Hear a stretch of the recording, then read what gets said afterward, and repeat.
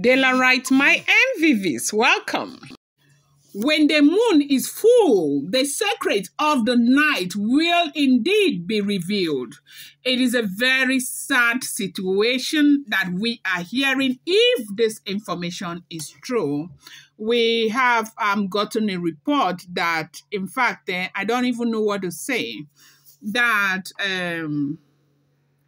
Dr. Lizzy has shared some insight into some of the experiences that she had while she was, with her pregnancy. And it saddened everyone, including me. The mystery of Dr. Lizzy's dream, a woman with a big manhood. What does it mean? 2 days before the miscarriage, as she cried to Queen Naomi and Ooni of Ife. Now, she was sleeping and she started, when she closes her eyes, she will see a woman that is not recognizable to her, a woman she has never seen in her life before, carrying a big manhood and 2 breasts.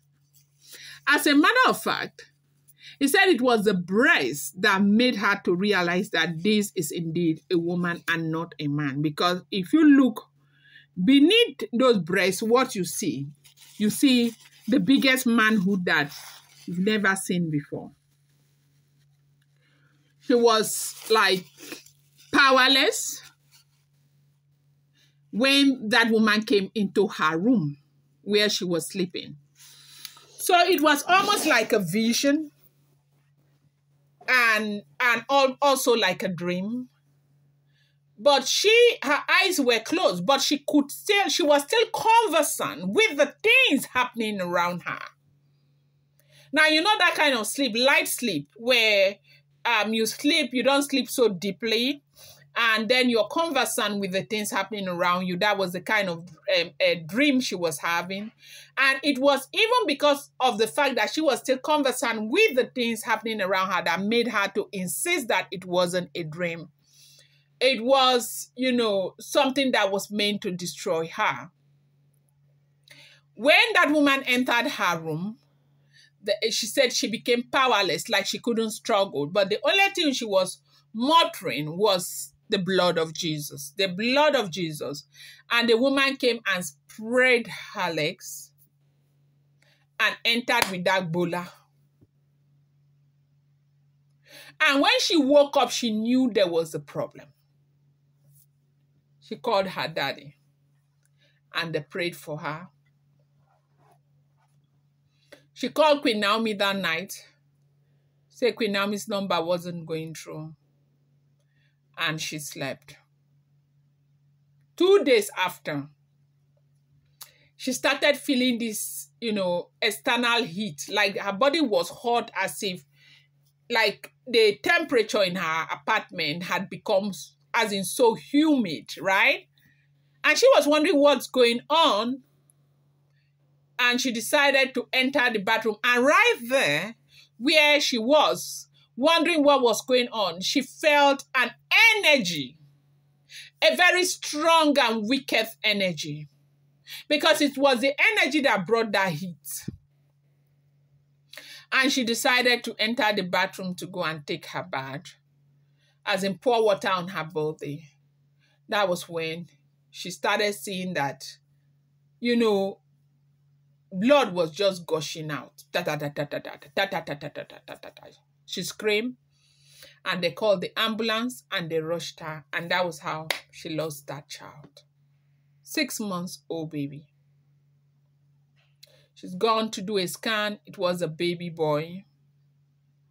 And she said up until now, she still feels like she is sleeping and she wants somebody to wake her up, to tap her like she is sleeping. Now, you can now see why she is this apprehensive.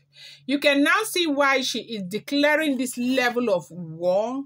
You can now see why she is not trusting. You can now see why she feels like you know, somebody did this, because you and I know that this cannot just be a coincidence. I do know that people will say, okay, Nigerians, Africans, you people believe in all this spirituality, it's primordial, one thing, and all of that. But certain things will happen to you, and you will see that something is wrong.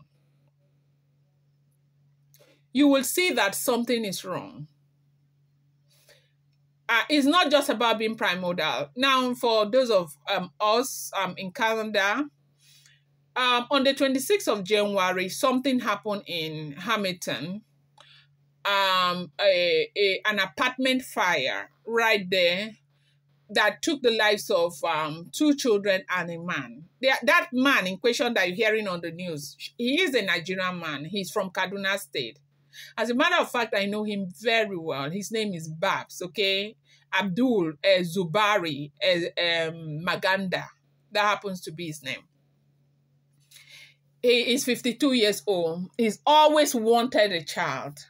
Always. And as God will have it, he got married to a girl. They started bearing children like 4 years ago. Their first son is 2 years and their second son is 1 year and the wife is pregnant. And Abdul had left Canada and stayed in Nigeria for 7 whole months. The Christmas, the New Year, and everything. He was in Nigeria. Now, he left Nigeria barely 2 weeks. He died here in Canada. Now, what happened? When he was leaving Nigeria, he sat down on the chair and he told his wife that I really don't want to go.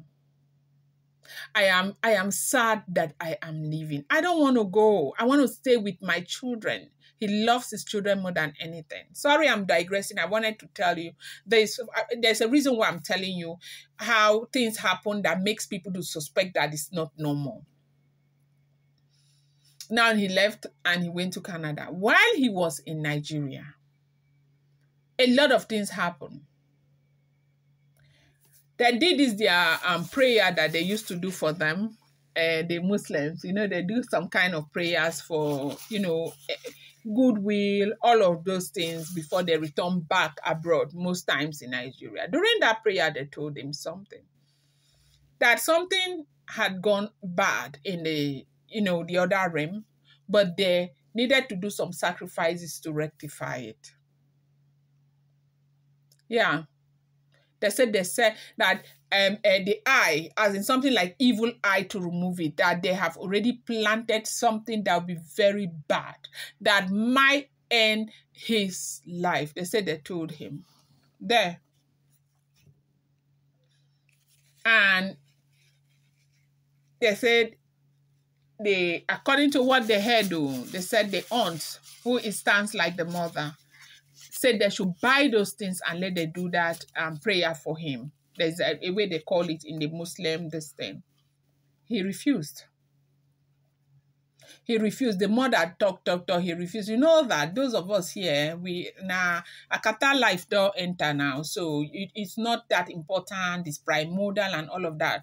Sometimes these people, some of the spiritual people, they see things, right? And they said he refused. He left and he went back to Canada. 1 week later, he died inside that house. That fire started on the 2nd floor, if you have been following the news. And 4 people escaped from that 2nd floor. Unfortunately, those children, I think the 12 months old, 13 months old and 21 months old, they were trapped in that 2nd floor. Then the whole of that building, no other person was trapped. They came out because, you know, smoke had engulfed the entire building. Abdul lives in the 10th floor and his body was found at the 9th wall.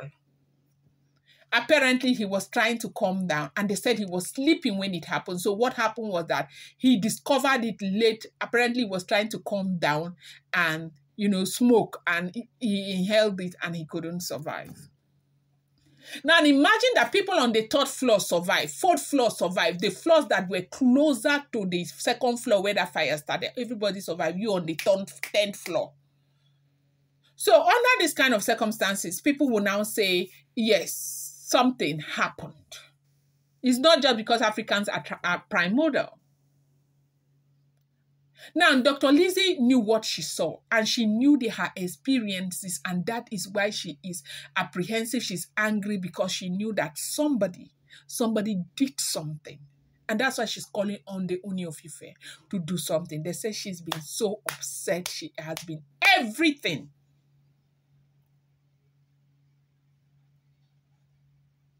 She suspects, even though she says she didn't see the faces of these women.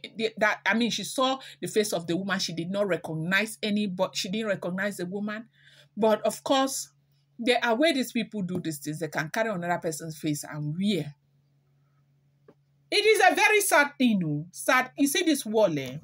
Igbo people will say, Wankale, Eno Wankale. I may not be singing it well. This wall is a terrible, terrible place. And that's why they say everybody should be very careful. I'm going to drop this here. I'm going to bring you more update. Do not forget that the following content is based on publicly available information and creative interpretation that may not be fully factual. I appreciate you guys so much. Thank you.